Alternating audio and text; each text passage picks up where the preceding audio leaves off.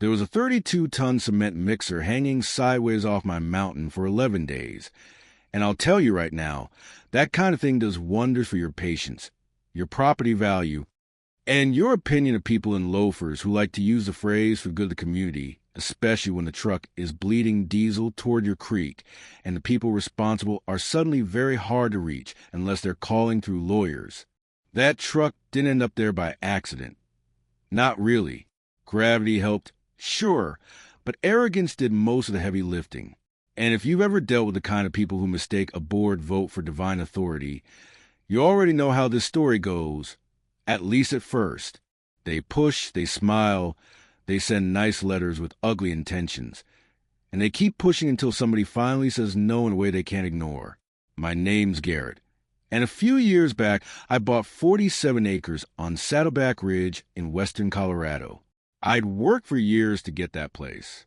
Commercial HVAC paid the bills, side jobs filled the gaps, and every dollar I could keep, I stacked. I grew up in Pueblo, son of a pipe fitter and a school bus driver, and my father had one rule about real estate. He repeated, so often I can still hear it plain as day: buy land they can't make more of, near water they can't move. So when I found that ridge property with a headwater creek cutting through the northeast corner and a beat-up cabin that looked like it had survived several bad decisions, I bought it. The title was clean, the land was mine, and I figured the hard part was over. That was my first mistake. Next door, to the east, sat Saddleback Estates, a planned neighborhood run by an HOA that governed a tidy spread of vinyl-sided homes, tidy rules, tidy lawns, the whole thing. I didn't have any beef with the residents. Most of them seemed decent enough. But the HOA leadership, that was a different animal. Their paved access road flooded every spring. The county kept promising a fix it never delivered, and a developer was eyeing land up on a ridge for a new subdivision. That meant heavy trucks, cement mixers, equipment, materials the kind of traffic their existing roads weren't built to handle. And the shortest route to that new development just happened to brush the lower corner of my land. There was an old dirt track there, a rough 2-track path that crossed a drainage area on my property. The man who owned the place before me had been easygoing about people using it.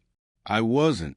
Not because I want to fight, just because there's a big difference between neighborly courtesy and turning private land into an unofficial haul road for commercial development. One of those is kindness. The other is surrender with a smile. The first sign something was brewing came in the form of bright orange survey flags showing up near my fence line. Nobody had asked permission. Nobody had knocked. They just appeared, like little plastic declarations that my land had already been volunteered.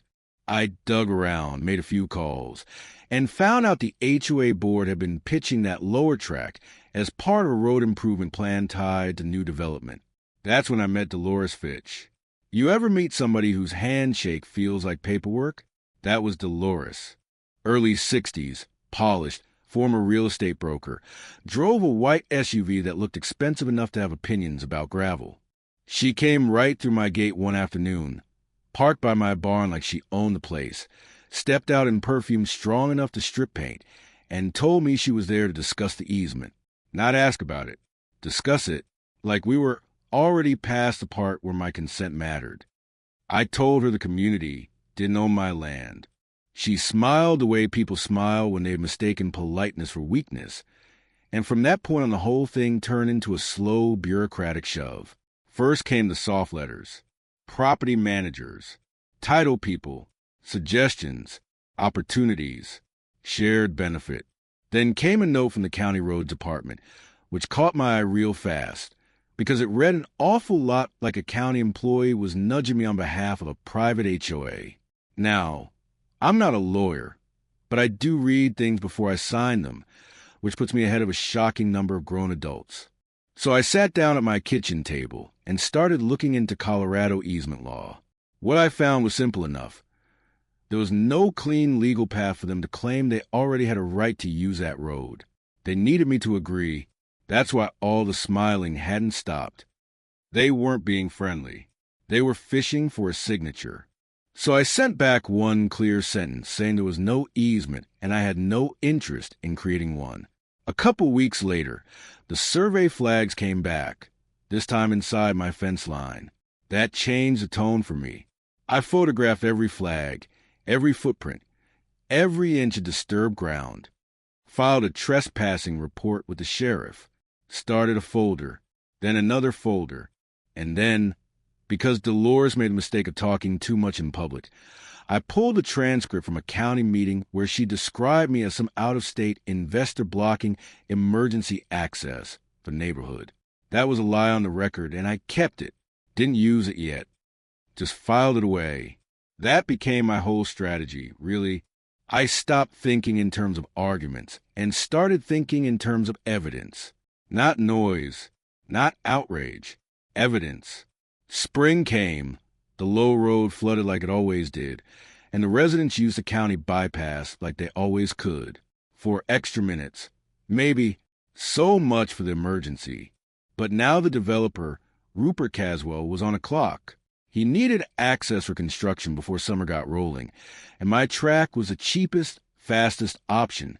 Rupert showed up at my gate one day with the smooth confidence of a man who'd spent a lot of his life making problems disappear with money.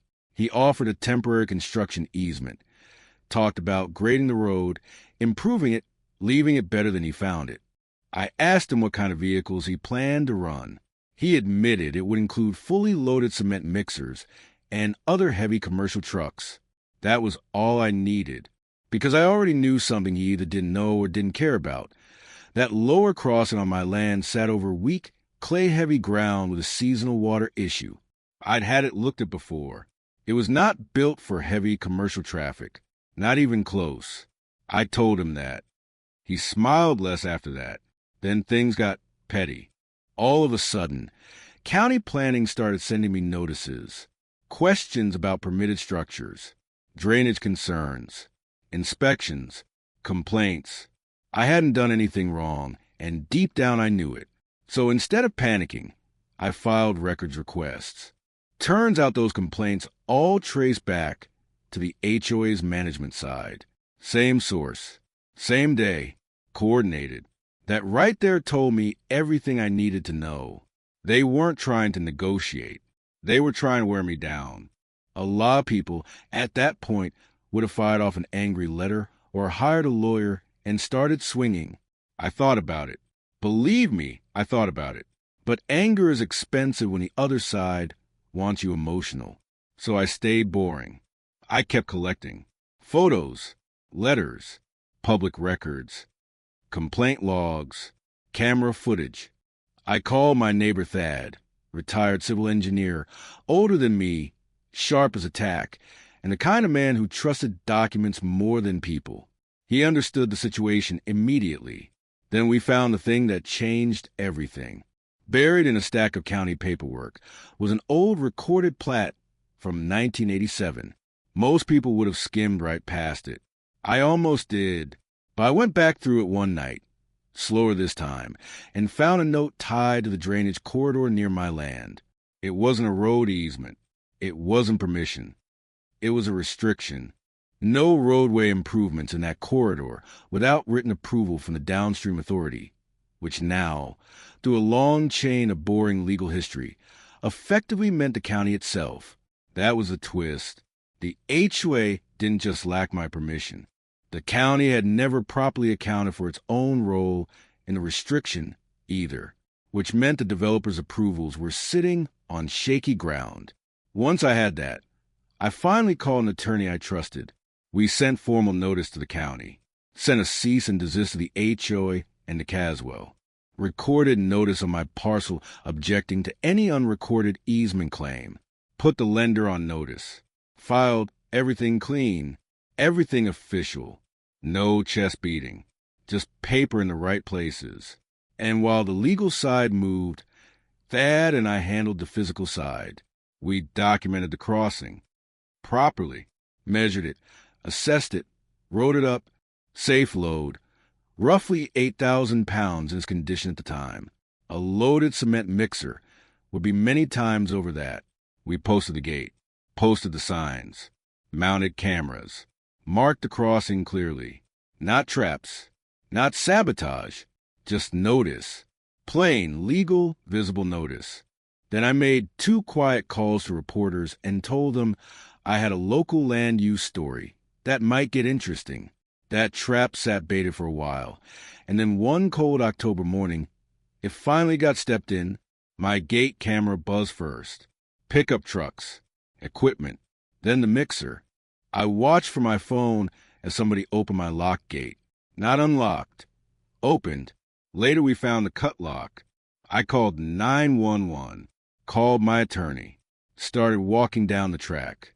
They drove that mixer right past the posted warning and onto the crossing. I don't know whether the driver didn't see the sign or decided it wasn't meant for him, but the result was the same. The old culvert took the weight for about as long as bad judgment usually does, and then the embankment on the upstream side gave way. The rear axles dropped, the truck pitched down hard, and there it sat, angled, stuck helpless. Absurd. A machine that big looks almost proud until it gets humbled. Then it just looks expensive. The driver climbed out shaken but unhurt. I asked if he was okay first. I meant that. Then I asked if he'd seen the load limit sign. He looked at me, looked at the truck, and said the gate had been open. I told him the gate had been locked. Sheriff showed up. Roads engineer showed up. Then Dolores arrived in heels, which I still think was an ambitious choice for a Muddy Creek crossing. She looked at that truck like she was trying to imagine a version of reality where it was somehow still my fault. Then she said exactly that. I pointed at the sign and asked how much she thought the truck weighed. She had no answer. My attorney arrived not long after, and behind her came one of the reporters I'd tipped off. Rupert showed up later and stood up on a ridge staring down at a cement mixer, like a man watching compound interest move in the wrong direction. That truck stayed there 11 days. And here's the funny part. People think that was a victory. It wasn't. That was just the moment the argument ended, and the record began talking for itself. Once a 32-ton truck is hanging off private land it had no right to enter, after posted warnings were ignored. After a gate was cut, after formal notices had already gone out, there is a whole lot left for the other side to spin. The county meeting 2 weeks later was packed. My attorney laid everything out, the old plat restriction, the defective review, the trespass history, the false complaints, the plans they'd left showing work on my private track, the camera photos, the voicemail hinting at money, all of it. The room got real quiet. County officials don't like surprises, and they like public embarrassment even less. The developer's permits got suspended pending review. The county had to acknowledge the restriction. Dolores resigned not long after. The lender froze disbursements on Rupert's project. He lost a construction season and had to go back to the table with a weaker hand than the one he started with. And me, I finally exhaled. That's the part nobody tells you about winning. Sometimes it doesn't feel like triumph. Sometimes it feels like setting down a weight you've been carrying so long you forgot what standing straight felt like. The new HOA president turned out to be a decent man. Reached out, asked if we could start over. I said yes. Not because I forgot what happened, but because bitterness is a lousy long-term hobby. Thad and I had already been talking about protecting the creek permanently. So I worked with Land Trust and placed a conservation easement along that riparian stretch. The HOA even kicked in money toward the legal and appraisal costs, which I'll admit I enjoyed on a level that was probably not entirely spiritual. So now that creek is protected. No haul road, no heavy construction crossing, no backdoor community access, planned dressed up like public good. Just water, bank, trout, and quiet. These days, I'll sometimes stand down there in the morning when the air is cold and the water runs clear, and I think about what my father said. By land they can't make more of, near water they can't move. But there was a second lesson buried inside this whole mess, one I had to learn the hard way. Land doesn't defend itself. Water doesn't defend itself. Truth doesn't even defend itself, not automatically. You do it, patiently, carefully, with records, with photos, with old documents nobody else bothered to read. because they were too busy assuming they'd already won. The crossing where that cement mixer sank is still rough. I never rebuilt it for heavy use. I planted willow along the bank instead. Let the roots do what roots do. Feels right that way. And I won't lie to you, every now and then, I still think about that truck sitting there at that ridiculous angle, dead still, like 32 tons of ego, finally met the one thing it couldn't bully. So let me ask you this: when somebody with just enough power decides your rights are an inconvenience, what do you owe them?